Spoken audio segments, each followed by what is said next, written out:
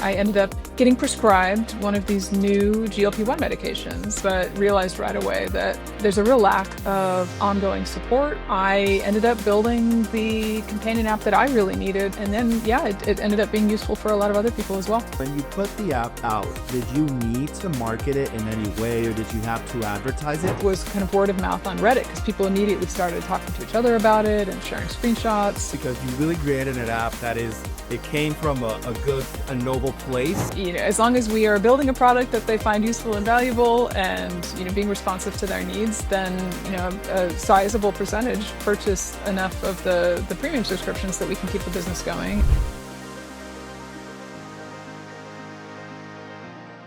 Hey everybody, welcome to the show. My name is Andres Figueira and I'm going to be your host for the day. This show is brought to you by the Global Talent Company, helping fast-growing teams hire exceptional remote talent from Argentina, South Africa, and beyond. We connect companies with world-class professionals who bring skill, reliability, and a global perspective to every role. And just for our listeners, we're offering an exclusive 10% discount on your first hire. All you need to do is visit globaltalent.co, click Start Hiring, and mention the podcast listener discount when we reach out. And today with me here, I am speaking with Beckett, CEO and founder of Shotsy, the #1 companion app for people taking GLP1 medications, helping users manage their weekly injections and stay on track with their treatment. And with that said, Aja, it's a pleasure to have you on the show. How are you doing today? I'm good. Thank you so much for having me. It's great to be here. No problem at all. We are very happy that we were able to make this work as well. And just so that we can hit the ground running, Aja, would you be able to tell us a bit more about your background, how you came to found the Shotsy app, and maybe what it is in your own words, although I believe it was very self-explanatory in the description. Absolutely. No. So my name is Asia. I am an iOS engineer, or at least that was my most recent position. And I have been an independent app developer for many years. And I'm also a person who has obesity, and I've struggled with my weight my entire adult life. And I ended up getting prescribed one of these new GLP-1 medications a couple of years ago, and started taking it. Immediately changed my life. So GLP-1s, if you aren't familiar with the term, these are this new class of medication, Ozempic, Wegovy, Mounjaro. There's several of them now, but they work in a way that nothing else has before to really address the symptoms of obesity and really help people kind of manage a lot of these metabolic disorders that we've been struggling with for a long time. So I started taking one of the medications, had a life-changing experience, but realized right away that there's a real lack of ongoing support and kind of tools and education. You really do just kind of get the prescription and then largely get left to your own devices, at least here in the United States. Maybe countries with better healthcare offer more support, but here we're sort of left to our own devices. And so I ended up building the companion app that I really needed as part of my experience. And then, yeah, it ended up being useful for a lot of other people as well. Okay, I love that. Those are the best stories when I hear of a founder that's creating an app or a company. It always comes from a point of friction that you found in your own life, and then somebody else is always going through that problem as well. And it's so nice that you were able to devise a solution and actually place it out to the public, and that it was something that people could use. And Aja, how long has the app been like out in the App Store and being used by people? It's almost 2 years now. It's hard to believe it's gone by so fast. But yeah, we were the first app on the market for, specifically the GLP-1 experience. And yeah, I think it just immediately resonated with people. And we've been able to kind of stay in that #1 position ever since.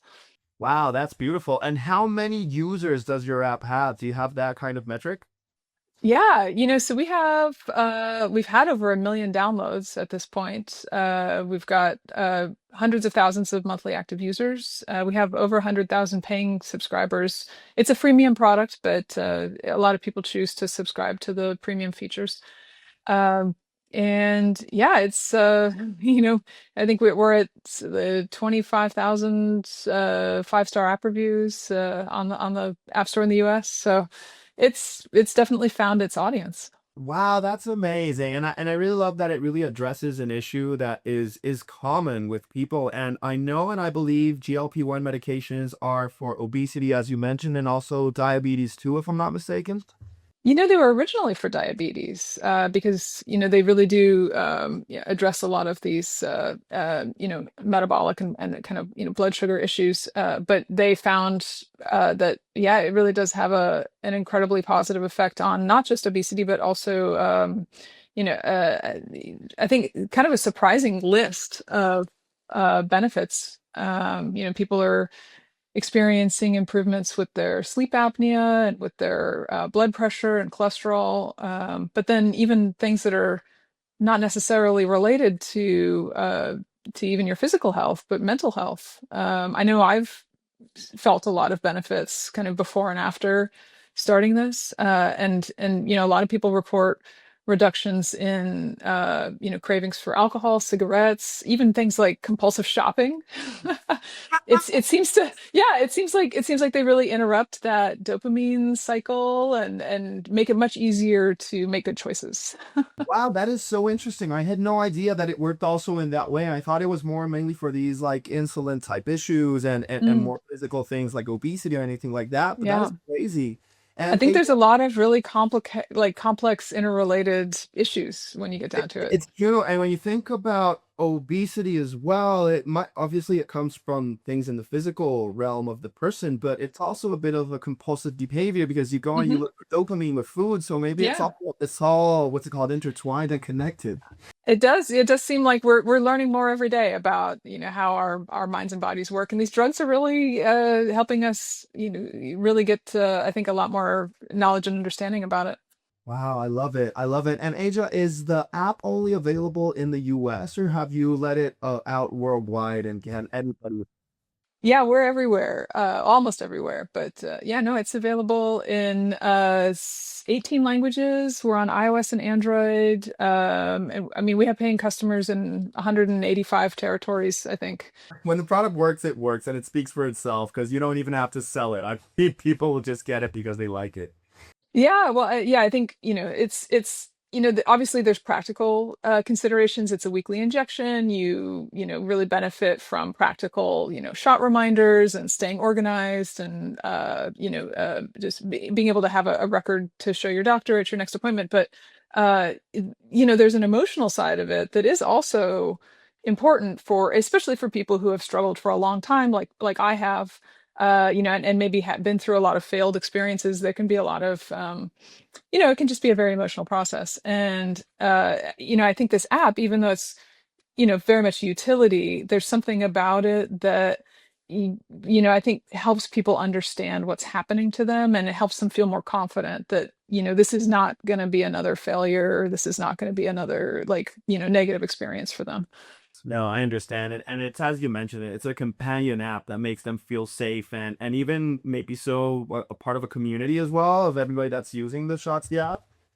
Yeah, we haven't really done anything to, as they say, make it multiplayer. But we're very interested in, in that kind of emotional support component or, aspect of the experience. And we're looking for ways that we could let people support each other in positive ways. Of course. But No, I think that's beautiful because having such a big what's it called like base user base and so many people that use it, it's like it could really create a very nice community where people help each other out. But Aja, another Mhm. question I do have is even though it's not the medicine itself, having an app that talks and helps and accompanies people with that medication, are there any regulations that come with creating an app like this? Yeah, that was definitely top of mind early on. It was funny because I built it for myself. I solved my own need, but then as soon as it started to take off, I realized like, oh wait, I need to make sure that I'm doing this properly and that I'm not crossing any lines. And so I was really lucky to connect with our chief science officer, Eric. Praxis, and he was formerly a chief science officer for informatics at the Food and Drug Administration in the United States. And he has a long history of working on exactly this type of question, and health data privacy, and tech apps, and apps that are kind of in the health space or adjacent to the health space, and making sure that patient safety is the top priority, and that things that need to be regulated are going through the proper channels. So since this is more like a weight tracking app or like a calorie tracking app, it doesn't need to be it doesn't need to go through the full set of FDA regulations, Okay. and so we just have to make sure that we're adhering to data privacy laws, and and we also really keep in depending on the platform, we either don't collect any personal information at all, or if we do have to collect people's email address, like on Android, it's really hard to do anything without um, a Google account. But we're super careful about keeping anything sensitive away from contact information, because we really we don't do any sort of we don't sell ads, we don't sell data, we don't have a business model that gets us into any sort of gray areas. And so yeah, I think the combination of having kind of that expert oversight, and then just also a business model that makes it very easy for us to stay on the side of the users, has has made it a little, I think, more straightforward for us.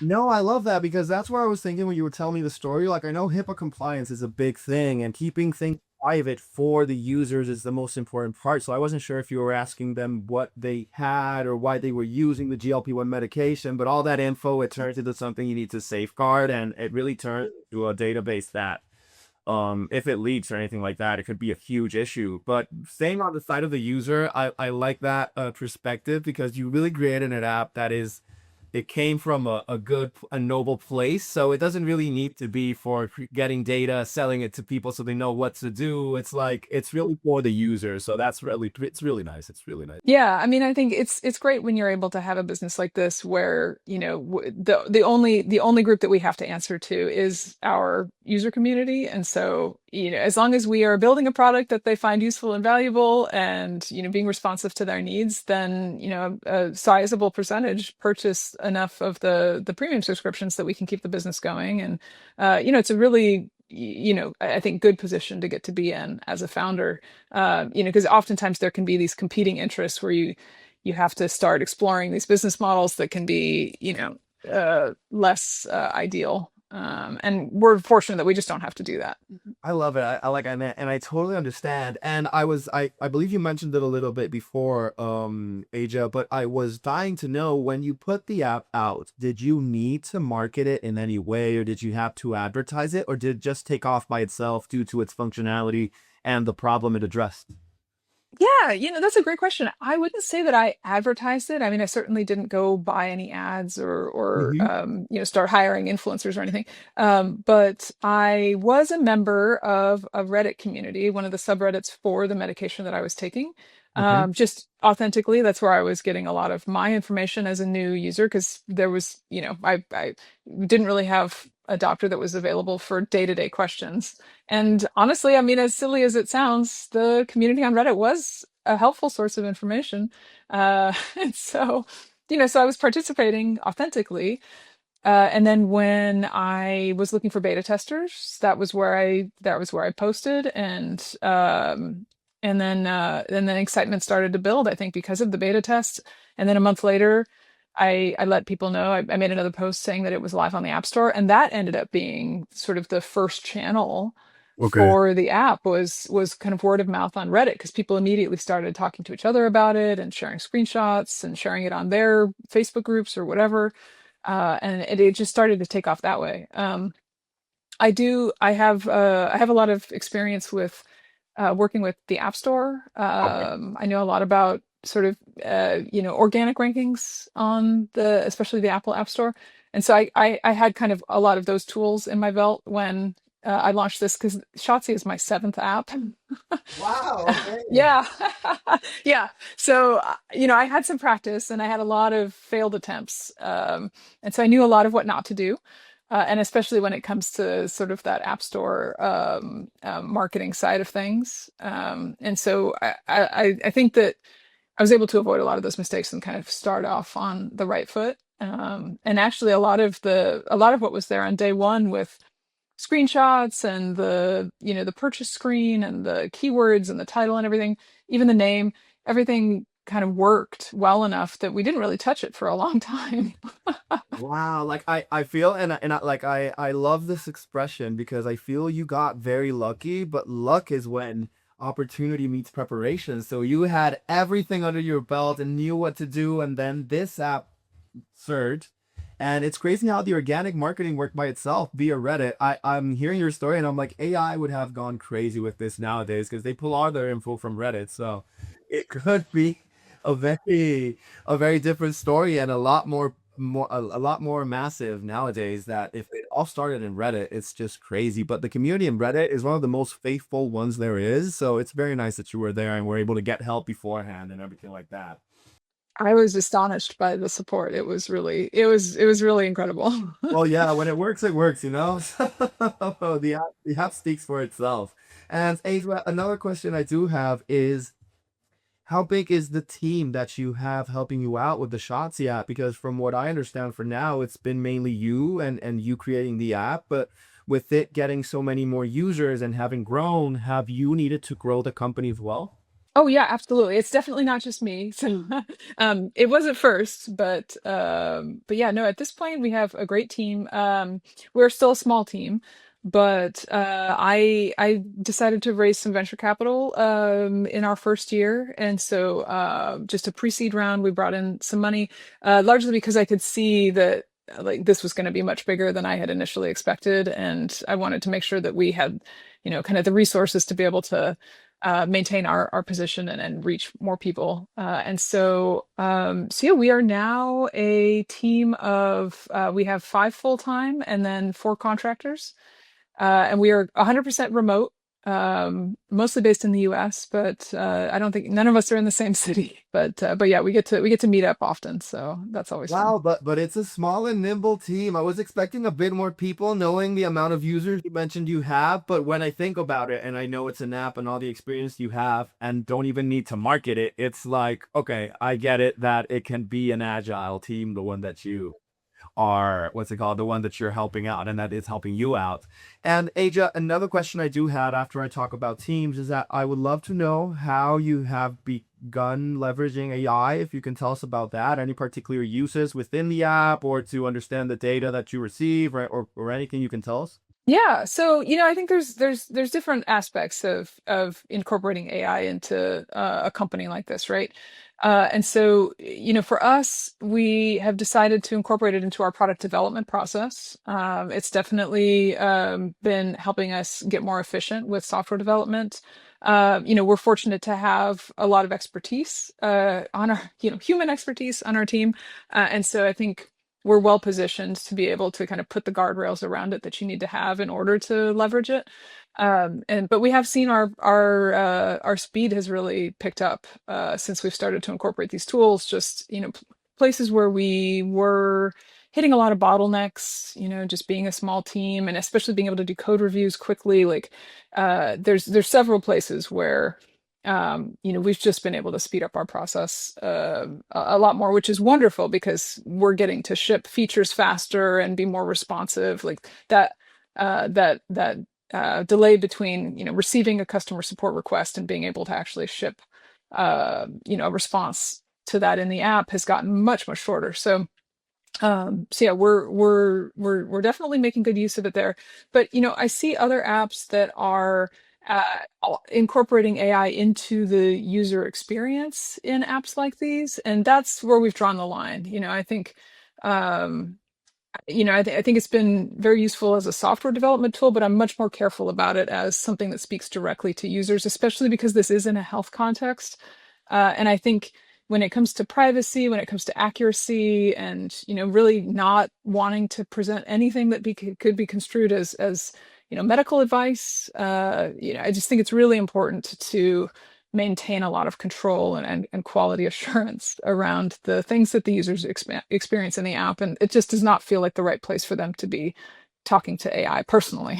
No, no, it's true, and I agree with you. Now that I hear you say it, it's like if AI were to give advice that was not properly asked for, or that it just, what's it called, branched down on his own and gave some unsolicited medical advice, it could turn into a whole thing. And it really is a sensitive topic when it comes to health, and especially more so, I believe it's with privacy in general, because AI right now doesn't have like the proper what's it called, well, guardrails, as you mentioned, to keep things private. It stores them in its own memory, and it's a little bit weird. So I understand why you would stray away from the user interface having AI within it. But so nice that you're able to actually ship features faster and use it to your advantage there, because it really has been crazy how much AI has allowed us to what's it called, like just make everything more agile. It's just so, like, I even use it in my own personal life, like with music and image creation and everything like that, and it's impressive how everything you imagine you can just bring down to earth via AI. But you got to be the judge and curator of what it outputs, because if not,